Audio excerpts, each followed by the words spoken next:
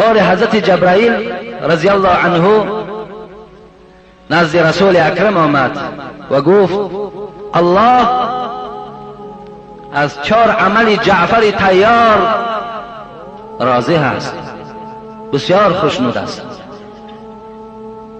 این سخن رسول اکرم شنیدن جعفر طیار دعوت کردند، گفتن جبرائیل میگوید 4 عمل داره که الله از او راضی هست. چه عمل ها باشد؟ گفت یکم این که بت را هیچ وقت پرستش نمیکنم، زیرا میدانم که در بت پرستی نه فایده است و نه ضرر. چگونه که امروز جوانای ما و شما هم نزد هیکل ها می روند، آدم زنده را تعظیمش حرام است. زنده را شما اگر میانتون خم اندازین،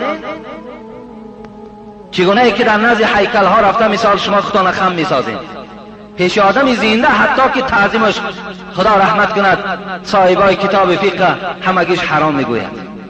کجا یک هیکلی که از اون منفعت است نه ضرر است؟ رفته دستاتون پیش بر نزد او خم میشوید. دویم گفتن عملی که دارم هیچگاه به شراب نزدیک نمیشوم، زیرا که شراب جعفر طیار گفتن چیزی هست که آدم به شأن و به شرف میکند، آدم به قدر میکند، آدم به حیا میکند، آدم آبروش میریزاند. در دنیا و در آخرت پیشگاه خدا در خجالت است. سوم عملی که دارم دروغ هیچگاه نمیگویم، زیرا زیسترین عمل به سوی خدا این دروغ است.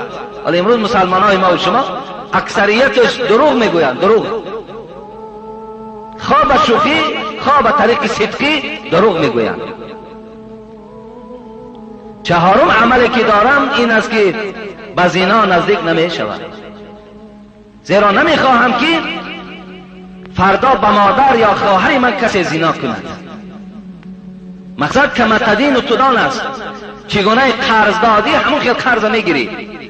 با دختری کسی زنا کردی با دخترت زنا میکند، با خواهری کسی زنا کردی با خواهرت زنا میکند، با مادری کسی زنا کردی با مادرت زنا میکند. گونه میخواهم که در خاندان ما این گونه بی حیایی و بی شرفی پیدا شود.